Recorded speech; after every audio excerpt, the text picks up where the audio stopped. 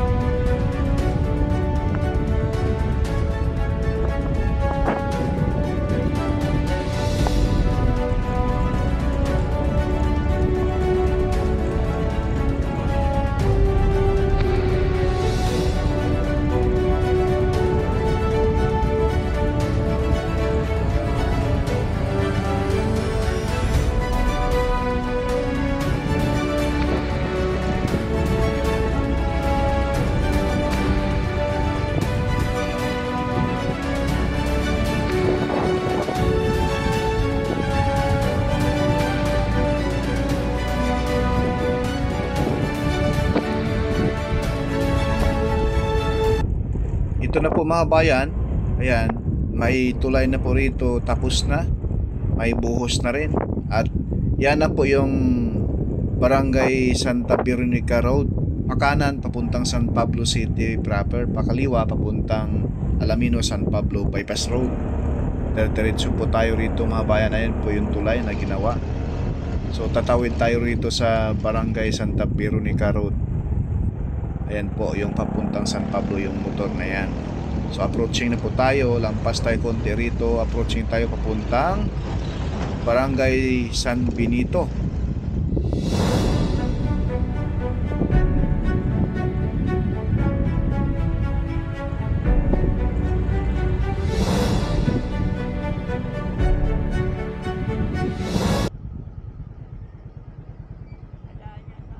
Ha? Dito kaya? Dito? Dito pwede dyan? Ha?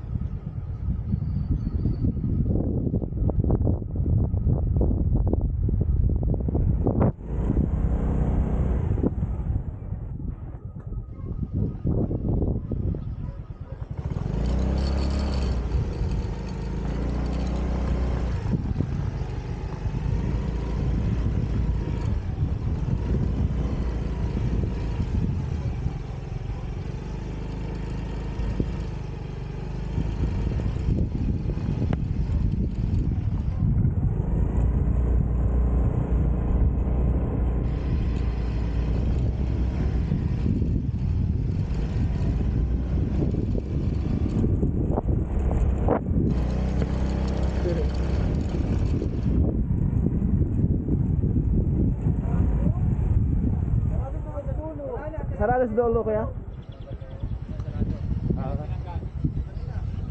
Balik. Dito na kayo dumaan kaya, sigurado. Opo. Salamat sir.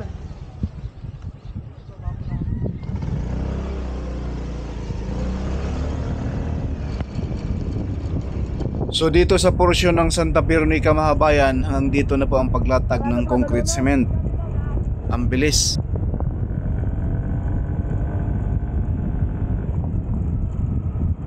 Masisilayan natin rito na isang lane pa lang dito sa mismong area ng Barangay Santa Veronica. So ngayon tayo po ay approaching doon sa mismong Barangay San Benito.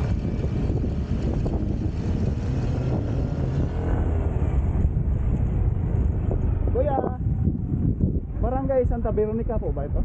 Ito. Hanggang doon sa dulo. San Benito. Yung may ano doon, may service road pakaliwa. Yun ang San Benito. Ito Santa Veronica. Salamat sir.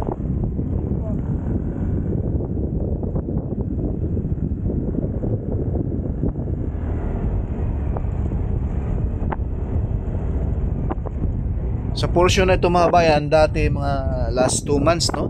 Hindi pa ganito, napakalaki tambak pa rito, pero ngayon ito na, semento na hanggang Barangay Santa Veronica na.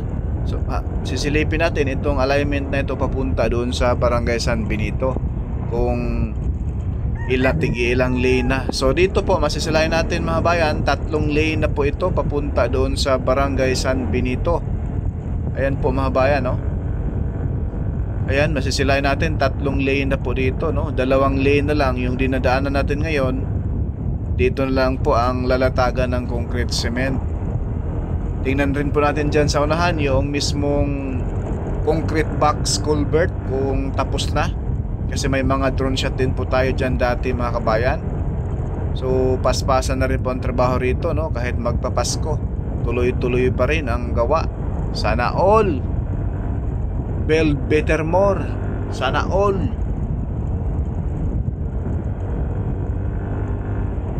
Ayan po mga bayan, masisilayan po natin rito. Ito na po tayo sa may Barangay San Benito. Ayan, ito putol. At masisilayan natin dyan sa gilid sa ngayon mga kabayan.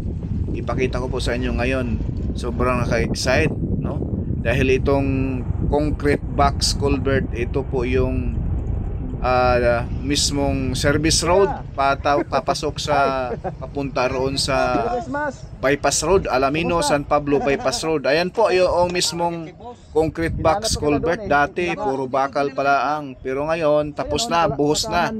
So yan po ay tatambakan na lang ng lupa yan mga bayan kung maayos na yung pinakailalim ng concrete box culvert na ito. Salamat tay. Ito. San Benito. Ayan po mga bayan. Mismong practice dito.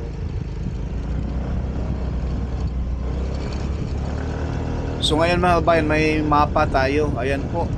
Ayan po yung concrete box culvert dyan sa baba natin. Ginagawa yan yung baba ng Flores Farm.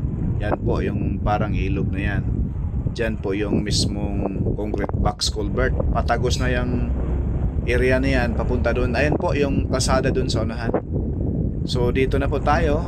Ito i-approaching tayo sa mismong Barangay San Miguel, yung kanto ng papuntang Lipa pakaliwa at pakanan papuntang San Pablo City at bayan ng Alaminos. Let's go!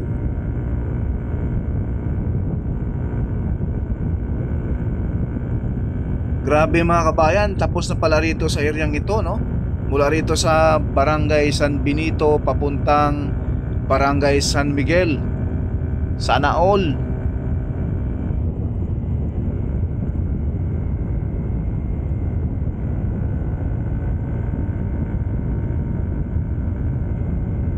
Yung bandang kaliwa natin, yan po ay bagong latag mga kabayan.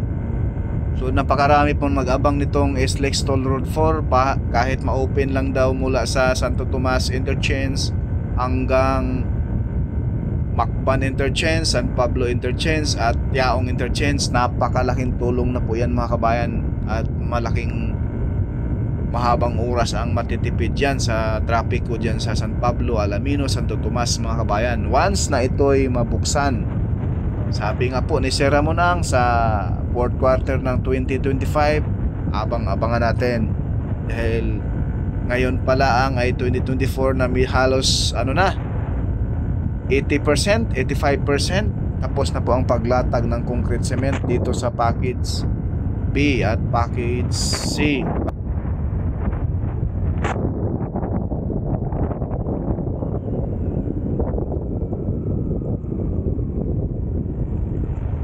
Yan, dito na lang sa area mga bayan, nalampakan pa.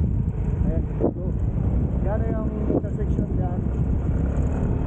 Papuntang yung pagkanan, papuntang San Pablo City at Alaminos Bayan. Pakaliwa, papuntang Lipa City, Batangas.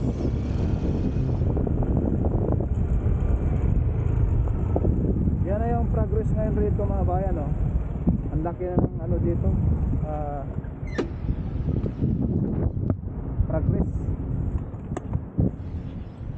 So dito mga bayan, dati yung tulay dyan, napaka taas pa yung tatambakan ng lupa, pero ngayon kalibel na po, oh. Malapit na po lalatagan ng concrete cement rito sa portion na ito. Ang baba niyan mga bayan, yan na po yung papuntang Lipa, Batangas at papuntang San Pablo City.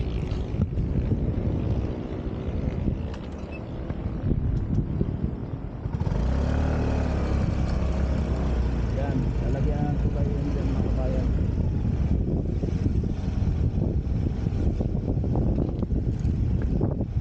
Halos kalibel na po, no, ang pagtambak ng lupa dyan sa mismong tulay na ginagawa. Dati napakalaking trabaho pa, pero ngayon level na, malapit na latagan ng concrete cement. Yung tulay na yan mga bayan, yan na yung alignment sa taas. Ayan po yung kaharap sa ating kamera, papuntang San Pablo Maharlika Highway, at papunta na rin po ng Alaminos Bayan. So itong ibali ating kamera, itong kalsadang ito, makaliwa mga bayan, yan, dire-diretso lang po ito, papunta na po ito sa Lipa City, Batangas.